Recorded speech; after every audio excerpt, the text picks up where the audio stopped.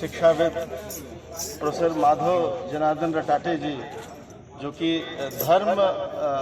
धर्मशास्त्र के विभागाध्यक्ष हैं SVDV काशी हिंदू विश्वविद्यालय के और यहीं के रहने वाले हैं। इनसे ज़्यादा कोई तीर्थ के बारे में यहाँ किया जाने का, तो बहुत धन्यवाद राधा कृष्णन जी को कि आपने सर को इनवाइट किया। हम चाहते हैं सर यात्रा शुरू करने से पहले 2 शब्द पहले इस क्षेत्र के बारे में, तीर्थ के बारे में थोड़ा आप बता दें तो बहुत अच्छा रहता है। बहुत बहुत धन्यवाद।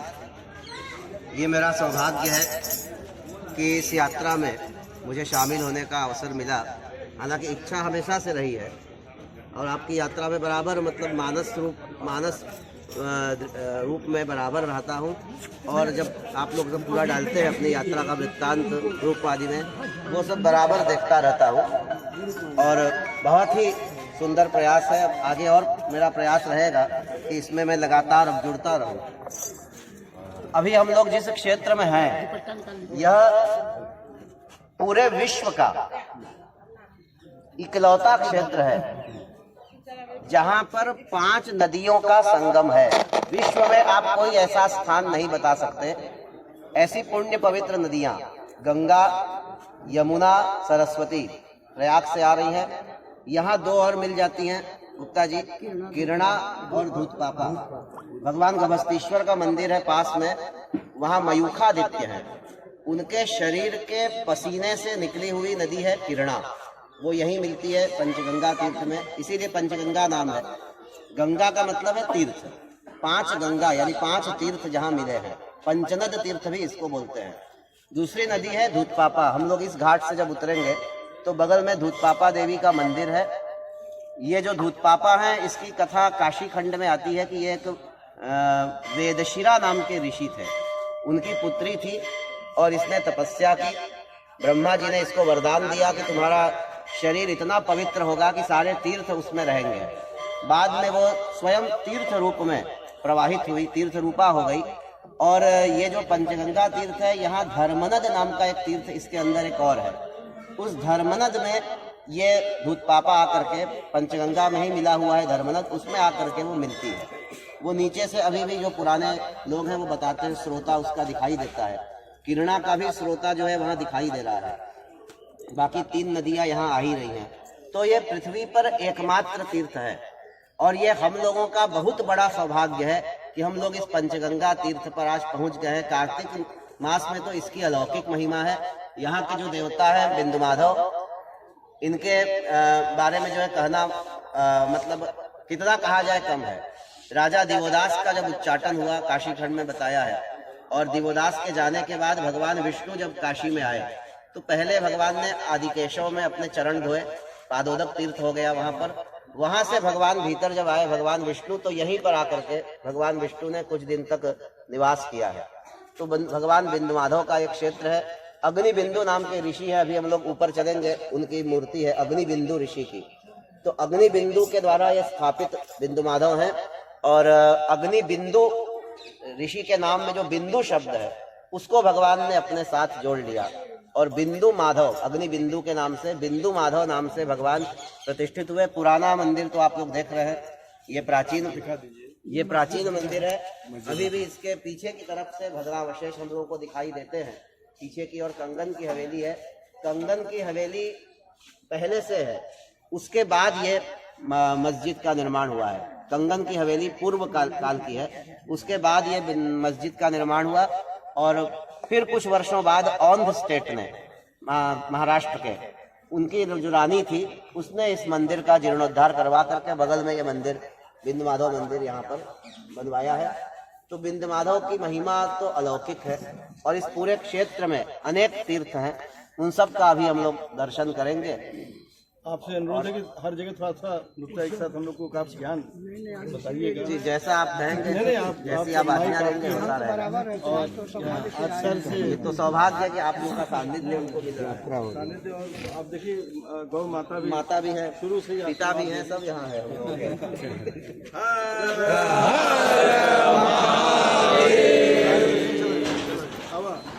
ये काशी क्षेत्र कैसे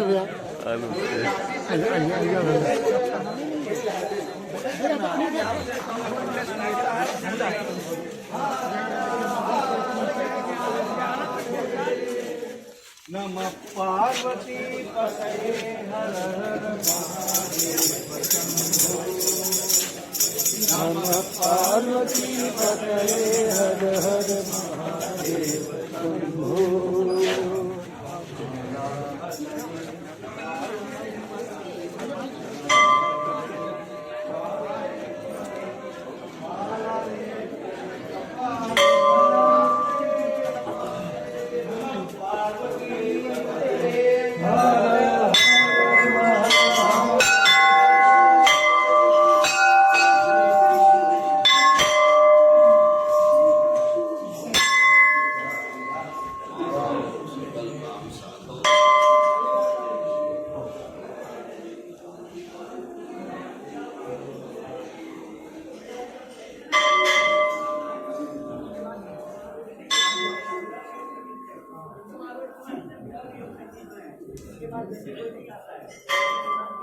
पंचगंगा घाट पर स्थित बिंदु माधव मंदिर पे हम लोग आ गए हैं।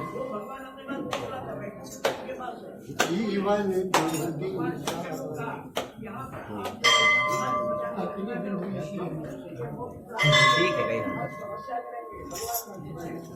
इस काशी की संरचना किया हुआ है, शिव को ला करके यहाँ पर रखा हुआ है, लेकिन शिव का महात्म्य ज्यादा हो गया, विष्णु का महात्म्य यहाँ कम हो गया। क्या करेंगे? ये उनका विरह वियोग है, वो अपने विरह वियोग में जी रहे। आदमी विरह वियोग में जीता है ना, भगवान को भी विरह वियोग में जीना पड़ता है। वो अपना विरह वियोग में जी रहे हैं भगवान। अरे अरे बाप रे, न्यूरोलॉजिस्ट है बीएयू के अंदर। ये जो है हमारे बहुत बड़े प्रिय हैं। इनके पिताजी से हमारे भी बड़े संबंध थे। इनके विश्वम्बरनाथ जाट मिश्र थे, उनसे भी बड़े संबंध है हमारे। और ये तो बेचारे हमारे यहाँ बराबर आते रहते हैं। इनका बड़ा स्नेह है हमारे ऊपर। इसीलिए हमको उन्होंने कहा था पूरा आप फिर से एक बार करेंगे, सभी लोग आ जाएंगे। बहुत ही अच्छा है।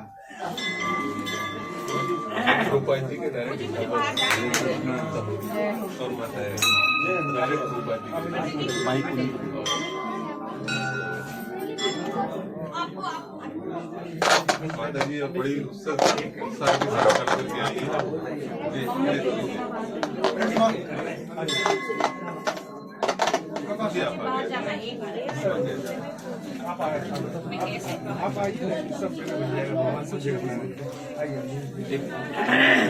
आप माइक ले लेंगे ना तो सबको सुनाई देगा। हिंदू माधव इत्याख्या समग्र लोक के विश्रिता काश्याम भविष्यति मुने महापापो भगातिनी। ये बिंदु माधव शंख चक्र गदा पद्म महालक्ष्मी, साथ में सनत सनंदन सनत कुमार, साइड में जय विजय, नीचे में बीच में प्रद्युम्न विष्णुपुत्र प्रद्युम्न, और ये नरसिंह शालिग्राम, बीच में नरसिंह शालिग्राम है।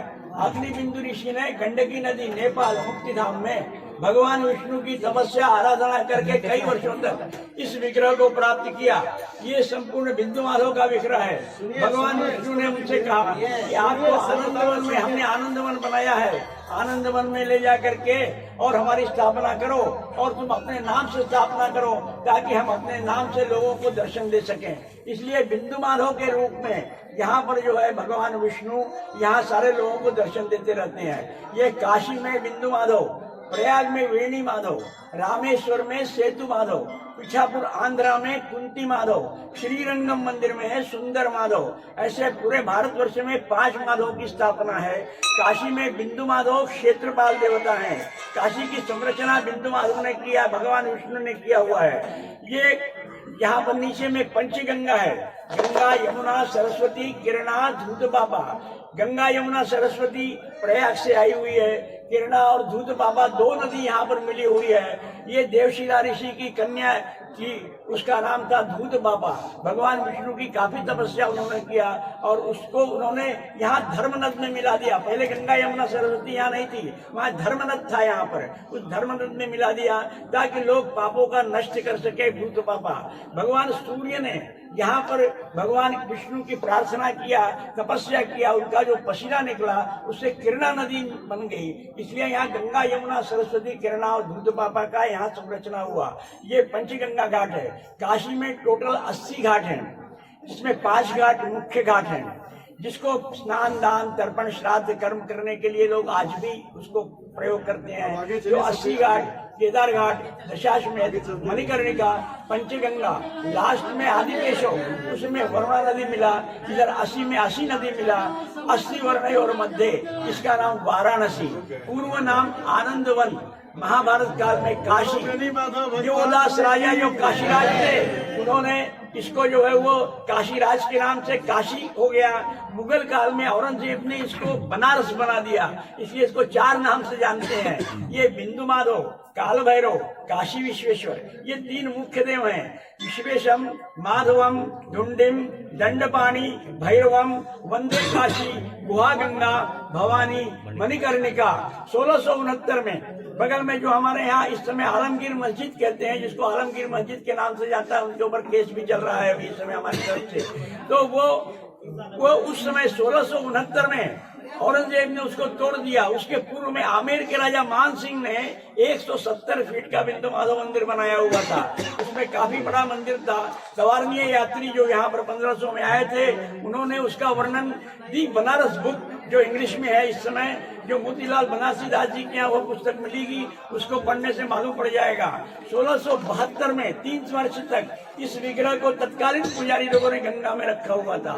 शिवाजी महाराज को जब पता चला तो उन्होंने आकर के और इस मूर्ति का पुनः यहाँ स्थापना किया और ये मंदिर को पूरा बनाया।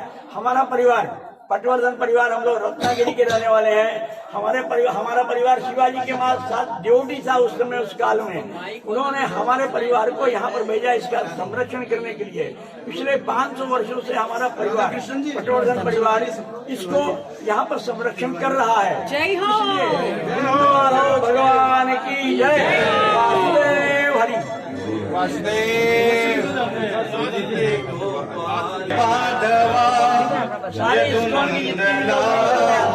मनमोहना हे मधुसूदना हे माधवा मनमोहना हे मधुसूदना जनार्दना राधा जीवना जनार्दना राधा जीवना गोपालना गोपी रंजना गोपालना गोपी रमणना हे माधवा यदुनंदना मनमोहना हे मधुसूदना मनमोहना हे मधुसूदना। ऐसा नहीं निकालो यार, आगे चलो। यही बिंदु माधव मंदिर में पंच गंगेश्वर महादेव जी का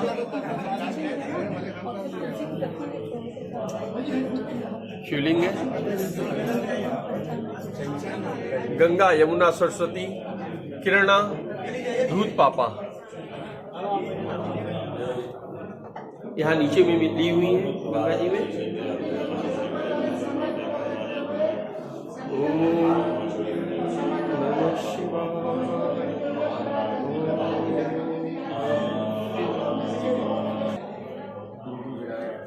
आप बिंदु विनायक जी का दर्शन करें। ये इसी मंदिर में स्थापित है और इसी बिंदु माधव मंदिर में विश्वेश्वर महादेव जी का ये मंदिर, जिसमें अनेक शिवलिंग स्थापित है।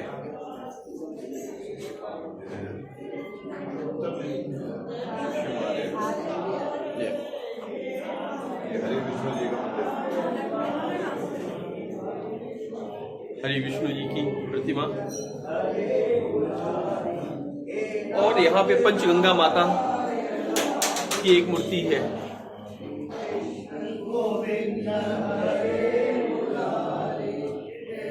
और यहाँ नर्मदेश्वर महादेव जी, यहाँ भी नर्मदेश्वर महादेव जी की अनेक शिवलिंग जो है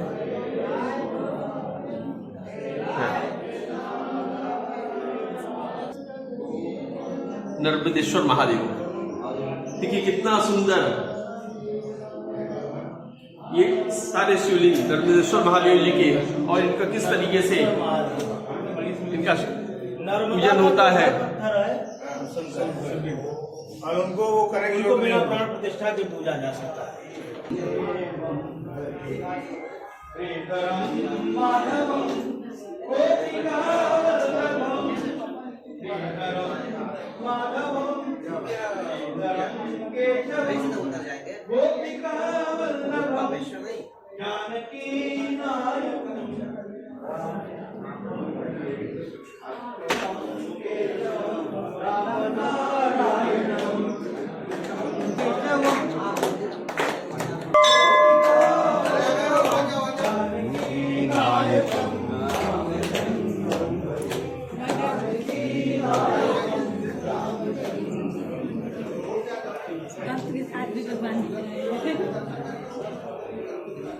सोमेश्वर महादेव।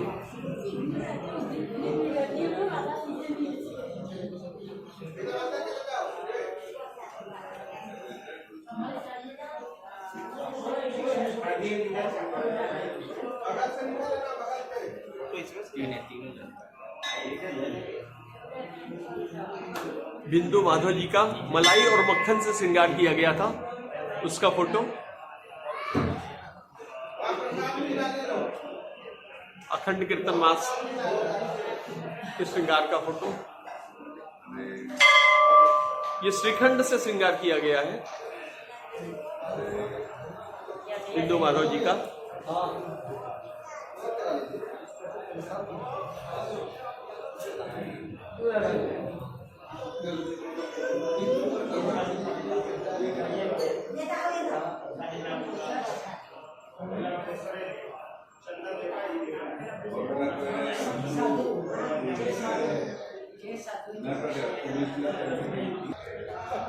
और ये पंचगंगा घाट यहाँ से मंदिर से ही।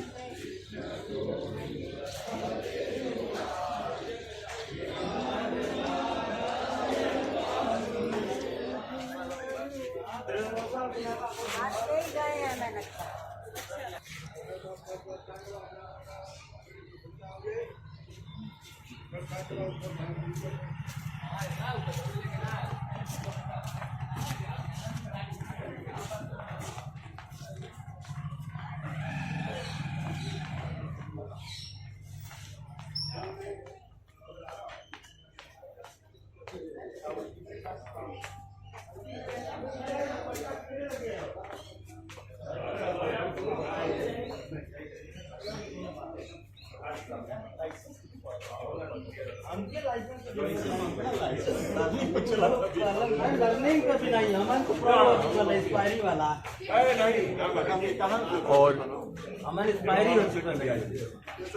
जगत गुरु वल्लभाचार्य जी श्री महाप्रभु जी लग्न की बैठक नाथ द्वारा संचालित मंदिर है श्रीनाथ जी। 15 साल से यही लोग कृष्ण कर रहे हैं।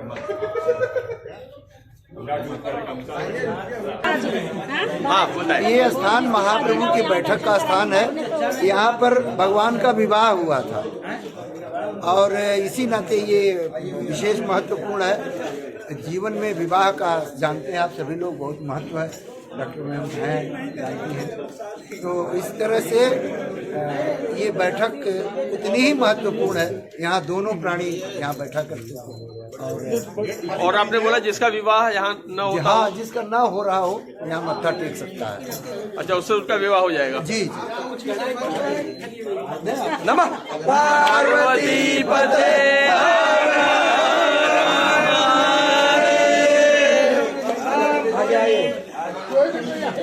संत एकनाथ के द्वारा स्थापित दत्तात्रेय जो उस पर से चल रहा है उसी में चलिए। संत बोलिए भैया। देखिए, प्रभु की कृपा हुई, पट खुले, इसी में दर्शन है ना? ये इसके अंदर है। तेरी है फिल्म भैया। देखिए आज गुरुजी थोड़ा सा इसका ये ले ली, थोड़ा सा हाँ।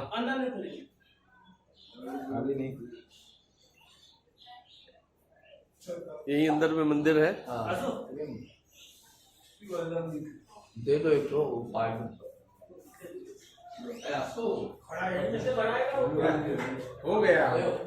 हो गया भैया।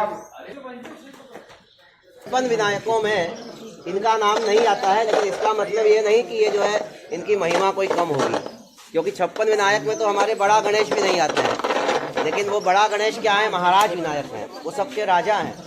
उसी तरह से ये बिंदु विनायक हैं, ये बिंदु अग्नि बिंदु ऋषि द्वारा स्थापित है, बिंदु विनायक। बिंदु विनायक गणेश जी। इनके बगल में बद्री नारायण का मंदिर है, और अब नीचे हम लोग जब उतरेंगे, नीचे दूधमापा देवी का मंदिर है। पीछे एक पीपल का पेड़ है, वो पीपल का पेड़ भी काशी खंड में अश्वत्थ, इसका नाम काशी खंड में आया है। ये देखिए बिंदु माधव गणेश जी यहाँ पे विराजमान है, और इसी के ठीक बगल में बद्री नारायण जी का मंदिर है।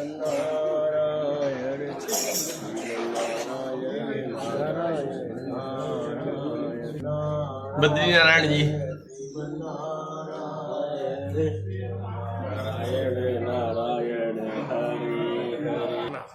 शंभु पूजनम, ईश्वर की आराधना करना। एक व्यक्ति को इस पूरे प्रपंच में अगर चारों सार प्राप्त करना है तो उस व्यक्ति को काशी आना होगा। और हम लोगों का पूर्व जन्म का बहुत बड़ा कोई पुण्य होगा कि हम लोग काशी में वास कर रहे हैं। प्रत्येक काशी वासी को ये जानना चाहिए कि आज अगर हम काशी में वास कर रहे हैं तो ये सामान्य विषय नहीं है।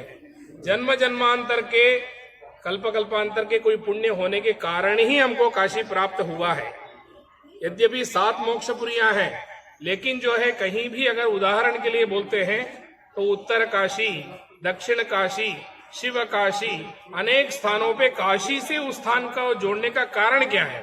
जब 7 मोक्षपुरियां हैं तो अयोध्या के समान, ये मथुरा के समान ऐसा कहा जा सकता है। सभी का अपना अपना महत्व है, लेकिन काशी का महत्व जो है सर्वोपरि है। इसीलिए भगवान विश्वनाथ जी ने काशी को त्रिकंटक विराजिते, क्योंकि यह काशी जो है यह अविनाशी है।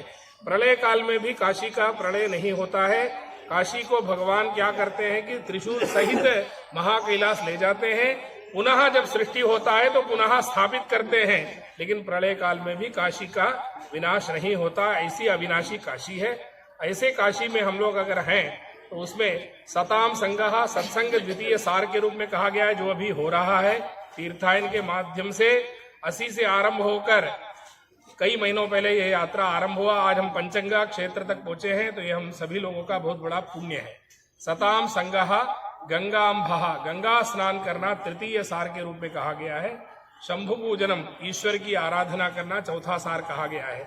और यह 4 सार मात्र नहीं, अंतिम में जो सर्वोपरि हमारे सनातन धर्म में जो है, खाली यह लोक तक कामना नहीं है, परलोक की कामना भी इसी धर्म में है, मोक्ष तक की कामना इसी धर्म में है। तो आखिरी में जो एक सायुज्य मोक्ष, जो अन्यत्र कहीं भी प्राप्त नहीं है, बड़े बड़े ज्ञानियों को, बड़े बड़े तपस्वियों को 1000 वर्षों तक तपस्या करने के बाद, लाखों वर्ष तक तपस्या करने के बाद भी जो मोक्ष प्राप्त नहीं होता, काशी में एक सामान्य मूढ़ व्यक्ति भी अगर बिना ज्ञान के भी है तो उसको वह मोक्ष प्राप्त होता है। महत्व इस काशी का है। बहुत ही अत्यंत आनंद का विषय है कि हम लोग तीर्थायन के माध्यम से अनेक प्राचीन स्थलों का दर्शन कर रहे हैं। और काशी में निश्चित जो है हम सभी लोगों को और अनेक लोगों को जिनको काशी के बारे में मालूम नहीं है अथवा काशी के स्थानों के महत्व नहीं मालूम है, इस यात्रा के माध्यम से हजारों लोगों तक यह विषय संदेश पहुंच रहा है, जो कि अत्यंत गौरव का विषय है। एक बहुत ही महत्वपूर्ण सूचना गुप्ता जी ने दिया है कि अगला जो दर्शन है तेलंग स्वामी मठ में, तो वहाँ मोबाइल सारे बंद, और मोबाइल बंद है, मोबाइल फिर भी कर लेंगे, शांति करा दीजिए, शांति अंदर के भजन देता हो बाहर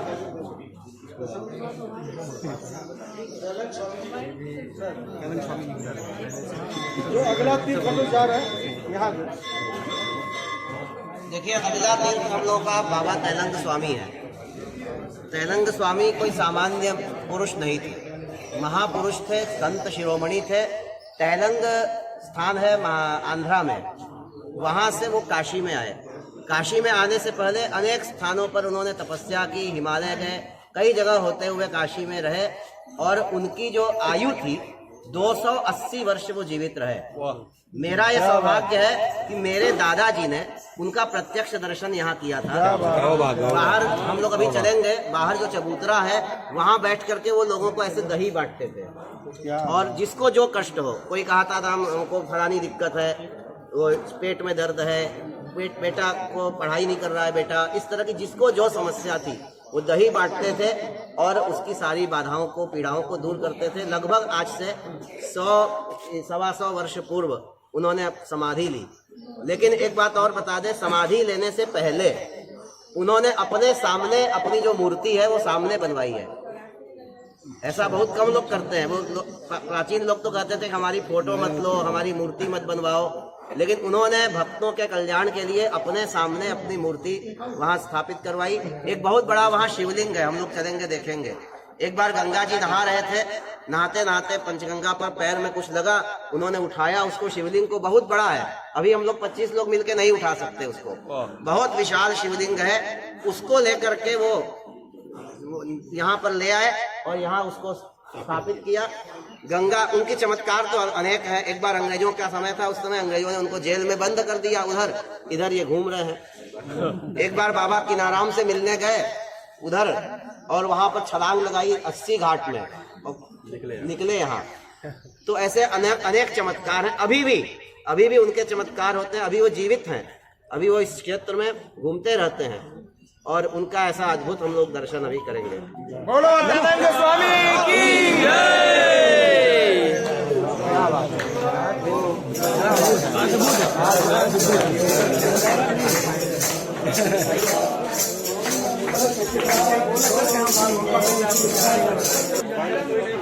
अभी हम सभी लोग तलंग स्वामी मठ में तलंग बाबा का दर्शन करके बाहर निकले हैं। बहुत ही दिव्य मंदिर बनारस में, ये पंचगंगा घाट पे ब्रह्मानंद मठ के है ये। और हम आप सभी से गुजारिश करेंगे कि यहाँ आप अवश्य आएं। एक विशाल शिवलिंग के यहाँ दर्शन होंगे और इसके साथ साथ साधना स्थल जो है वहाँ पे हम लोगों ने कुछ देर बैठे, आग बन करके बैठे थे और असीम आनंद की अनुभूति किए। तो आप सबसे भी अगर आप यहाँ आना चाहें तो आप यहाँ पे पंचगंगा घाट पे तलंग स्वामी मठ के मंदिर में आकर दर्शन कर सकते हैं।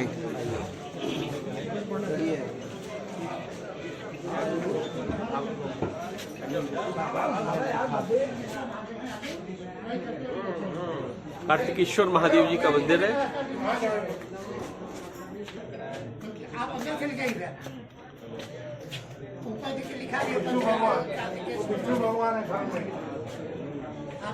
लिखा हुआ है।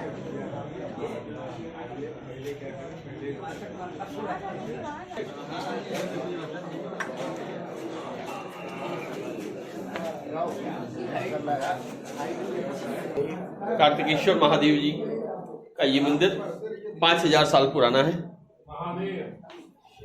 जो कि पंचगंगा घाट पे ही स्थित है।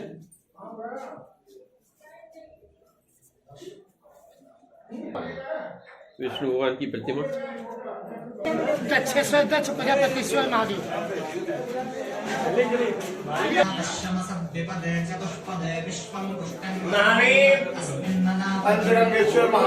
पंचगंगेश्वर महादेव की जय।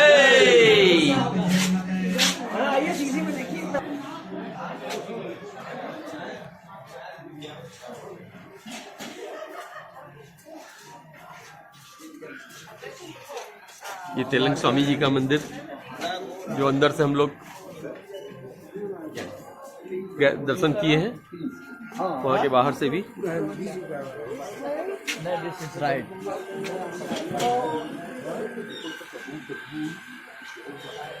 आगे हैं।